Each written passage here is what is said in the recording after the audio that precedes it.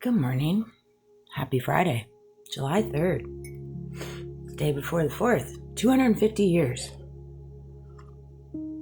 It is a celebration, to say the least. 250 crazy years, yeah?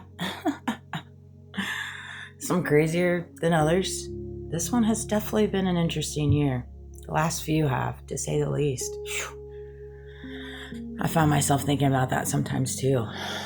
Like where I was a year ago. And then from the year before that, like 2023, 2024, 2025, and 2026. A lot of change, a lot going on, to say the least. Sometimes it's hard to wrap my head around it. Sometimes it's hard to wrap my own little head around it. For sure. It's one of those things. I'm watching Candace and Sean Ryan. Golly, it's such a good interview. Such a good interview. You can just feel the depth and the genuineness when she speaks. She's such a good speaker. Such a good speaker. Not so much. Not in that kind of sphere of things. I jumble my words a lot. I do indeed. I don't mind it though. It used to really frustrate me. I'm like, I know what I'm trying to say. I know what words I want to use, but they come out wrong. They come out wrong sometimes. There's one thing that she said that really spoke to me.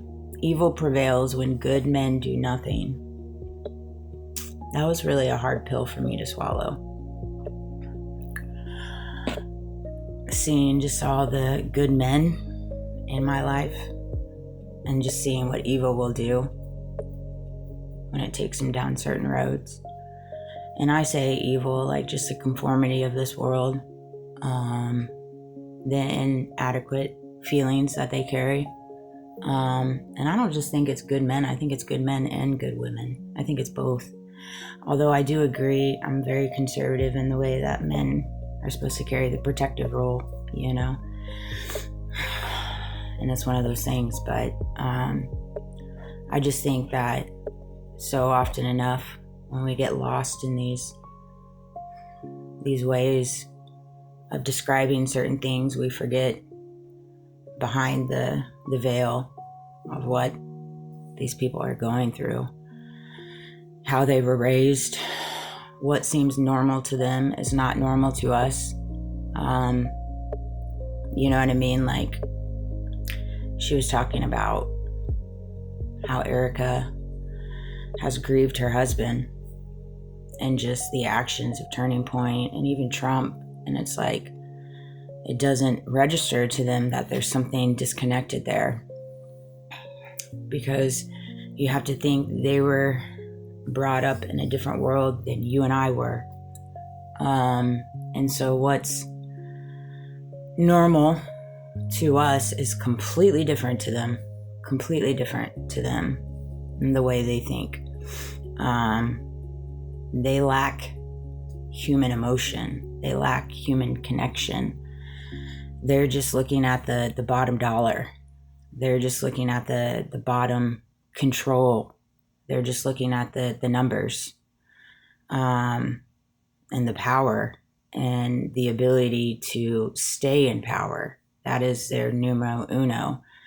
And then also not allowing all the dirty secrets to surface, but they are in their own way. They truly are.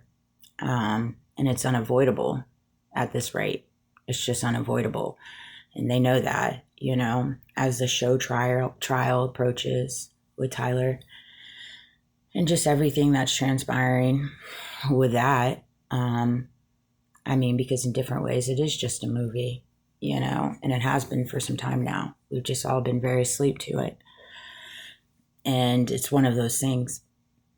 It's hard to wake up to it, you know, in the mere moments of it, particularly when it comes to the dynamics of your family, the dynamics of your community, the dynamics of your government, of your local law enforcement, you know, so many different aspects of it. You know, that was a really big Band-Aid to be ripped off for me in reference to just the lack of protection not only from good men and good women, but from the people that are of power and in the position to protect us are choosing not to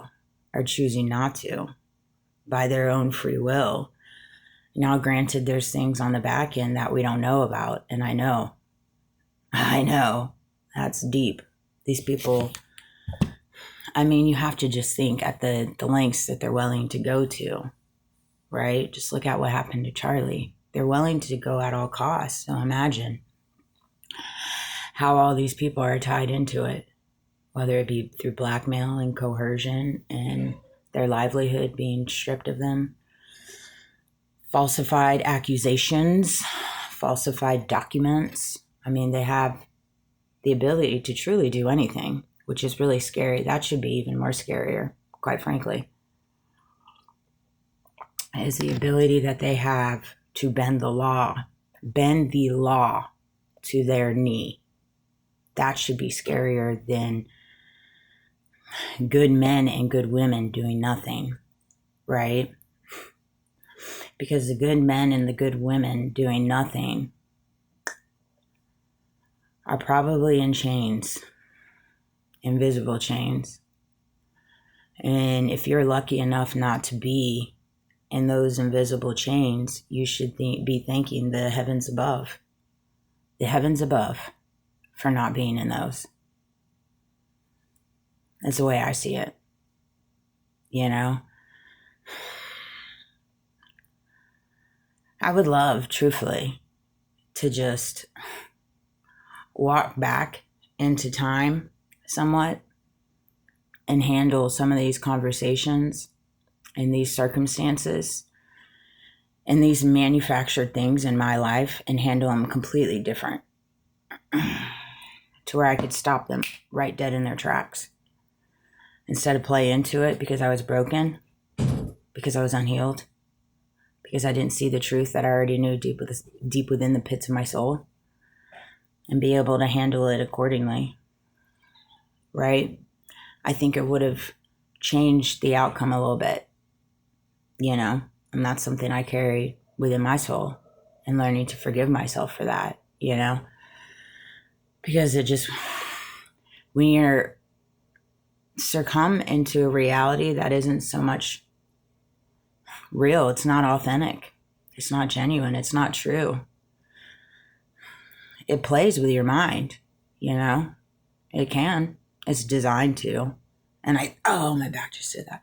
I think that so often enough, what we're seeing right now is the amount of forces that are doubling down to play with reality and to just force feed us to watch all this propaganda that is just propaganda. Fake news, as some would say. Fake news. It's like, when is it fake news? When you say it's fake news? Oh, okay. You know?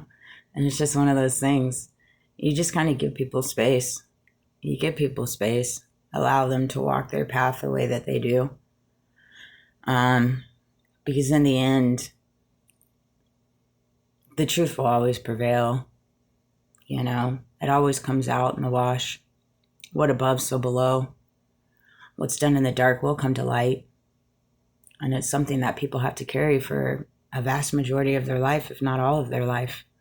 You know, something came to me yesterday. I guarantee you that a vast majority of these people, they, however you want to classify or label it, are regretting a lot of their movements when it comes to Charlie. Now, they're not going to say it out loud, but they're feeling it. I just know they are. Like, even Erica, she's, you know, and it's one of those things. That's something she's going to have to live with the rest of her life. Same thing in my scenario. These are things that people are going to have to live with the rest of their life. It's going to eat them up. It's going to eat them up. You know what's going to pay the cost is the kids. They're the ones, you know. This is what's so crazy to me. I don't know why we don't have more people fighting when it comes to the kids in our generations and for your children. You know, that's what should matter. That's what should matter. You know, not tear people down. For what